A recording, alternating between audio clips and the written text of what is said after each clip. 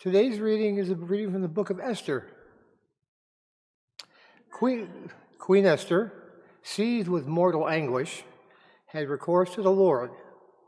She lay prostrate on the ground from morning until evening and said, "My God, you alone are God.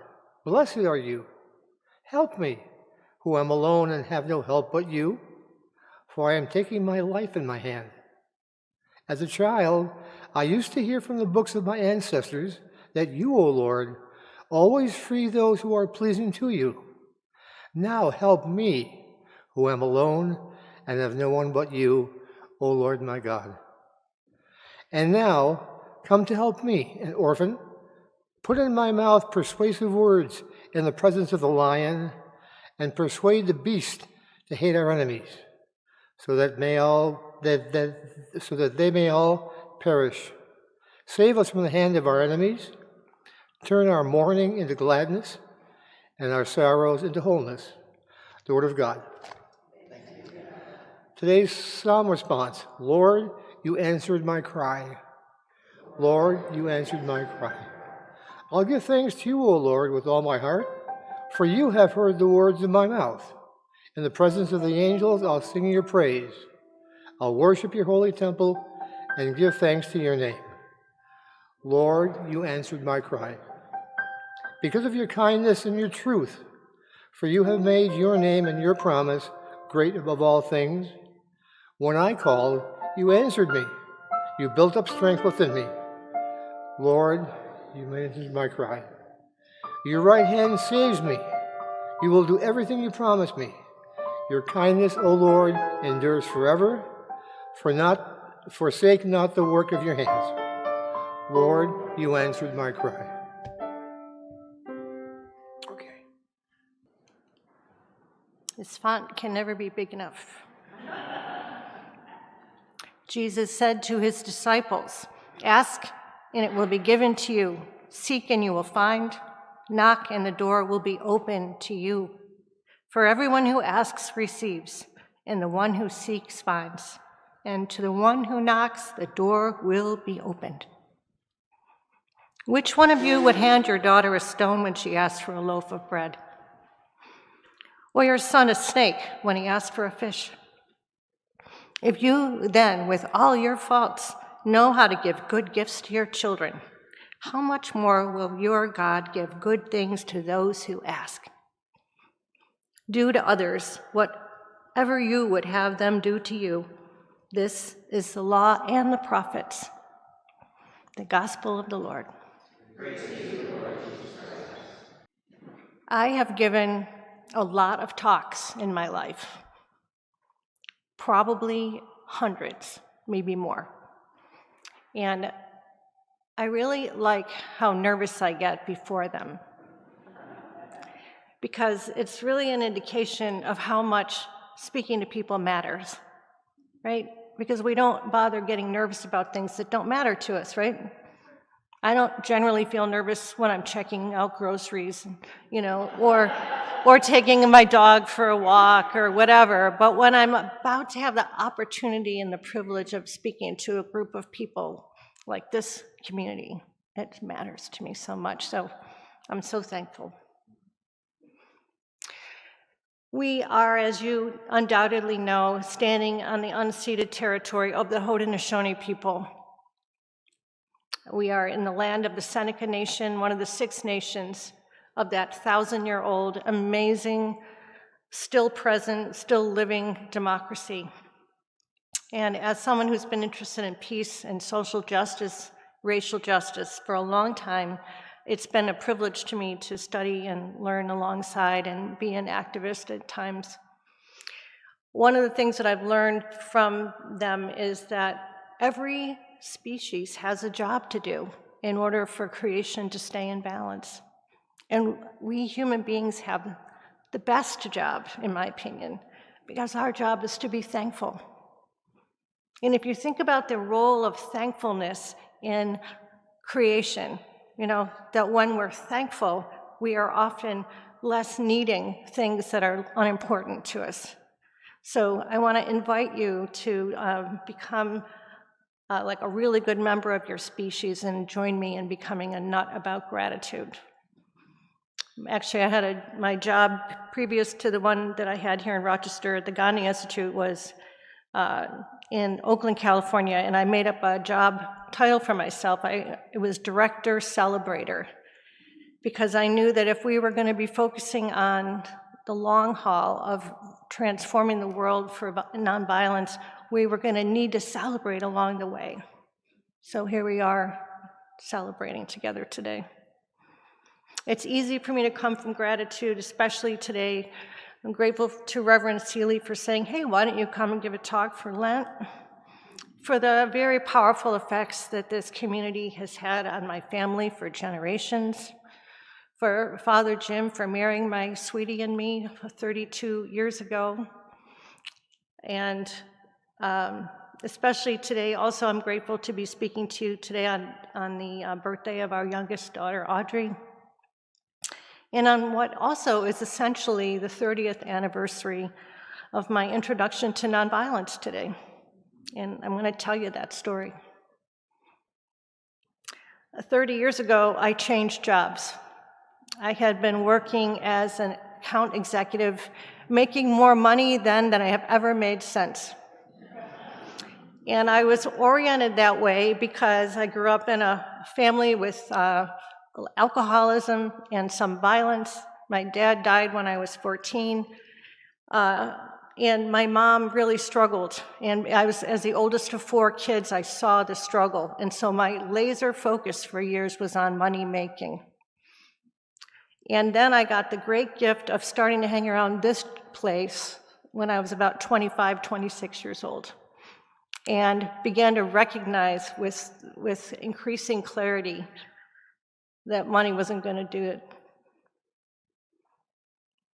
What a good thing to know as a young person, right? So when my sweet David and I got married and we became pregnant, we both brought a child to the relationship and then had one together, so we're the quintessential blended family. I decided I wanted to stay home, and I wanted to do that because I had been working at Isaiah House as a volunteer. Any Isaiah House volunteers in the house? Will you stick your hand up in there? Thank you so much for doing that work. Yeah, if you don't have money to go away and do big spiritual retreats or time, just go do a 4-hour shift at a hospice and watch your life change. And that was true for me. And what I noticed from the time at Isaiah House, in addition to the great blessing of watching Kathy Quinlan, who was a living manifestation of Jesus Christ, in my opinion, in the way that she interacted with people, what I noticed from that time was that the people that we were caring for, regardless of their age, their race, their socioeconomic status, education, anything, but what people struggled with at the end of their lives often was how well they had or had not taken care of their closest relationships. That a lot of the suffering that people experienced and the struggles that they had at the end really related to those kind of regrets. And so it was clear to me that I wanted to be a person who had as few regrets as I could possibly have. Of course, when you're in your 20s, you think you can manage a life without regrets, right? I thought I could work that out. That didn't come to pass, surprise, surprise. And so I decided to stay home. And it was a big switch for us. It was kind of a big switch for us financially for me to do that at the time. So I quit, and it was a disaster. Because all the reasons that it made me like a really good student and someone who really knew how to hustle and make money made me very ill-suited for being with little people, right? Because little kids don't care about any of that, right? And I was running around the house, driving myself nuts. What was also happening at that time is that, thanks in part to the inspiration from my sweetie, I began a meditation practice. And I began to tune into the really venomous self-judgments that I could give myself at lightning speed. I began to notice that even when I spoke to other people in ways that I regretted later, that the words I was using inside of my own head were almost always an order of magnitude worse. Anyone here notice that? So clearly, the work we need to do on ourselves is an inside job, right? So for a few weeks, I began to seriously consider going back, begging to get my job back, make money, and basically turn my children over to someone who was a lot more patient and gentler than I was. And because of the time at Isaiah House, I felt that I would regret that. So instead, I decided to try to retool my personality. I started with mindfulness and studying nonviolent communication. That led me into all sorts of work all over the world, teaching and organizing on behalf of nonviolent communication, working with Marshall Rosenberg and other people in that area. I took a job out in Oakland, California, and served for 5 years, as I said, as director, celebrator out there of Bay Area nonviolent communication. And that was when I had the opportunity to start working inside in prisons, working with leaders, working with families. But my family had kind of some failure to thrive out in Oakland because of the cost of living. So we moved back here to Rochester, and then I became a cross-continental commuter for a couple of years. That was interesting. Eventually, that was just a little too grueling, and I ended up coming back here and taking the position working at the Gandhi Institute. Along the way, I started a meditation practice, hoping to cultivate more inner peace. And meditation, as you know, holds up a mirror. And what an important mirror it is for us to continue to look and see deeply into what's true for us. So I was really happy to see that banner behind me when I got here. I was like, yep, that's good. So just read that banner and ignore everything else I'm saying. And the insight from meditation also gave me an idea, which has been so helpful over the years, of how unsafe other people are inside of their heads. It's so easy for us sometimes to have compassion for people who have less than us. But when we compare ourselves to other people and tell ourselves that maybe this person has more of something than we do, like a bigger house, a nicer car, more rank in an organization, more spiritual rank, right? I'm sure no one here has ever compared themselves to Myra and Father Jim, ever. That's never happened, right? Or you don't even think about comparing yourself to Reverend Seeley. It'll be a horrible thing for you. So the comparisons that we do, actually, they separate us from one another. So how do we transform that? We remember that everybody's walking around at times with their head not quite what they would want it to be, that all of us, we're so hard on ourselves. And when I'm speaking with people that have a lot of rank and privilege, and I've had all sorts of opportunities to do that over the years, I always look at them, no matter how well they look together, how well put together they are, how much rank they have, and just realize that their head is just as messed up a lot of the time as mine is. I do that instead of imagining them naked. The study of nonviolence has also led me into sustainability and education reform as vehicles for transformation. I've studied deep ecology and systems thinking with Joanna Macy, anti-racism work, restorative justice work, permaculture. I've been blessed with opportunities to travel with Arun Gandhi to India and South Africa, studied with Dr. Bernard Lafayette and James Lawson. So it's just been this incredibly rich path. There is a motto of the Sarvodaya movement in Sri Lanka, which is a decade-long nonviolent movement to achieve well-being and dignity for all people. And they say, we build the road and the road builds us. We build the road and the road builds us. And isn't that true? That whatever you dedicate yourself to, you're co-creating one another. The work that we do with our muscles, our hearts, our minds, our skills and talents and resources, they not only build something in the community that we live in, but it builds something within us. And the reverse is also true. The work we do inside deeply shapes the work we're able to do for our organizations and the world. You know this is true. I want to say just something about nonviolence, like just a very brief commercial, because I am here.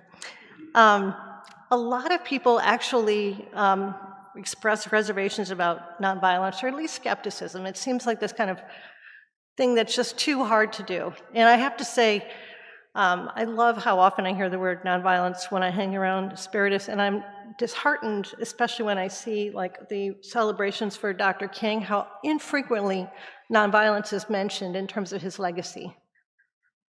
Even though it was something that he called for hundreds of times, in the last sentence of the last book that he wrote, he called for nonviolence, and yet we've kind of stripped it out of his legacy when we celebrate him every January. If any of you are involved with any Dr. King celebrations, please bring that to people's attention.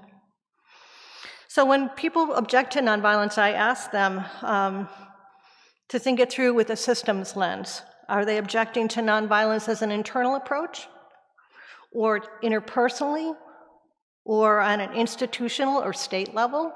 What level of nonviolence do you object to?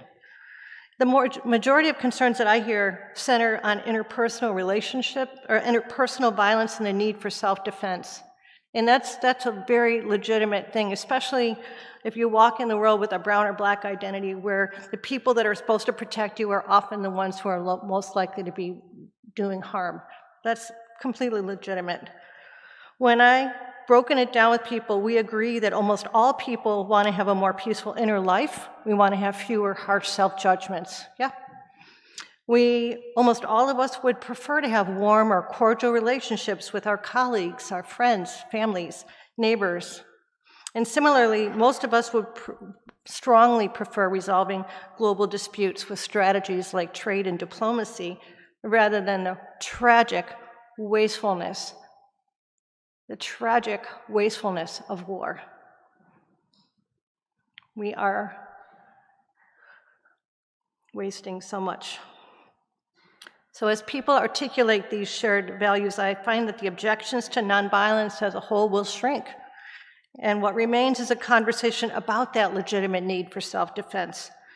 And in that sphere, there is so much to learn. You know, there's conflict de-escalation strategies we can learn. There's nonviolent martial arts like Aikido, where the focus is on defense, not aggression.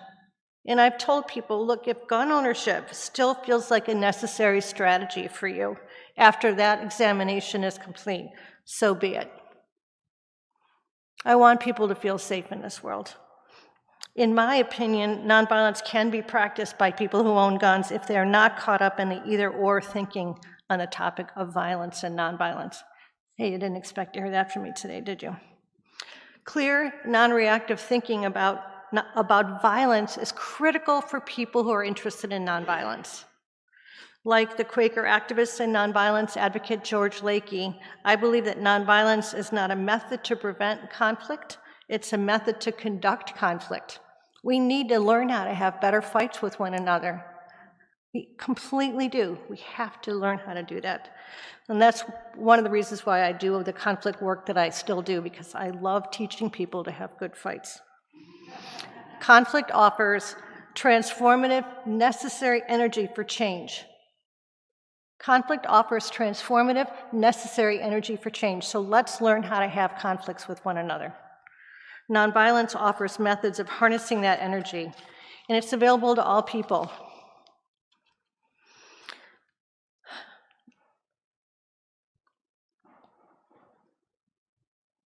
Because this is Lent, I want to talk a little bit about what sustains me in my practice of trying to listen to God, which I also call nonviolence. Some days these practices feel like a trust walk, like the old stories about early life on the prairie in the wintertime, when the blizzards would get so bad, people had to run a rope between the house and the barn to be able to get just a few steps, that you could die just a few steps away from your front door in a blizzard. And honestly, some days, doesn't life feel like that? So we need things to anchor us in the storm every day. And we practice those on all the days. So on the hard days, it's there for us. And on the good days, it's a vehicle for joy and celebration. I start the day every day reading, writing, and reflecting. Have been doing that for over 20 years. And as part of that calm hour before the day begins, I spend time with the thoughts of those who've walked ahead of me. People like Martin Luther King Jr. and Pema Chodron, Alice Walker, Joanna Macy, and other people. I dwell in inspiration with people who help me to see more deeply. And this rhythm anchors my life and supports my remembering what matters. It helps me to turn up the volume on my intuition, which is important for all of us to be able to pay attention to that still small voice, as Gandhi said. And it also gives me a chance to surface, what do I need to make amends for? What have I chosen to do in the last couple of days that I now see I need to go back and offer my regret or remorse for having done? It's such an important thing for us to do that with one another. I began reading Howard Thurman about 8 years ago as a daily practice, after having read that Martin Luther King carried his book, Jesus and the Disinherited, with him in the last difficult years of his life when so many people turned their back on Dr. King. I was moved to do that, and also because Thurman was one of the handful of African American leaders who actually traveled to India and met Gandhi during his life. I'm bananas about Howard Thurman. Let me just say that. Some years ago, I was at an event at Candler Theological Seminary in Emory. I was with all these people who were in seminaries, like they were all pastors. I was the only non-pastor, so it was a little intimidating. And they were going around the table and giving their impressive spiritual resumes. And I was like, oh my goodness, what am I going to say here?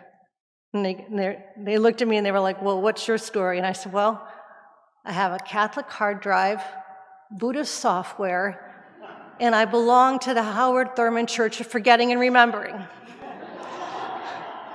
Because I read Howard Thurman every day, and it helps me to remember more and more and forget less and less. Love Howard Thurman.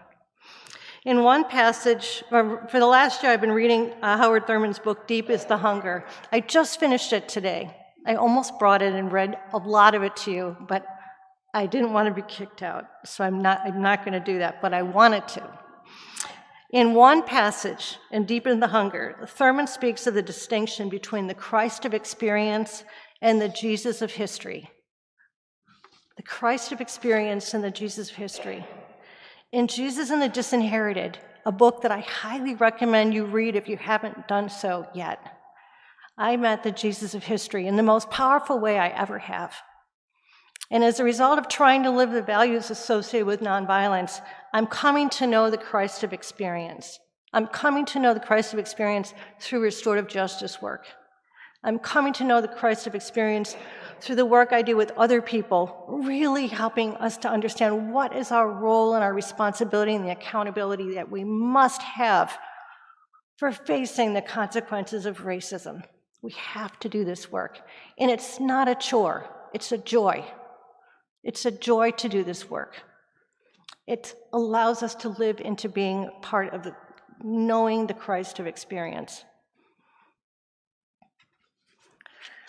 I also want to say that I have quite a bit of experience with despair and depression over the course of my life. And sometimes when I can't sleep because the world is getting to me a little bit, I try to use my time memorizing poetry instead of just ruminating, because you know how bad everything looks between midnight at 5 o'clock in the morning. You all know what I'm talking about. So I'm going to leave you with this little poem from Rilke. God speaks to us as God makes us, then walks with us silently out of the night. These are the words we dimly hear. You, sent out beyond your recall, go to the limits of your longing and embody me. Make big flames that I can move in. Let everything happen to you, beauty and terror. Just keep going. No feeling is final. Nearby is the country they call life. You will know it by its seriousness. Give me your hand. Thank you.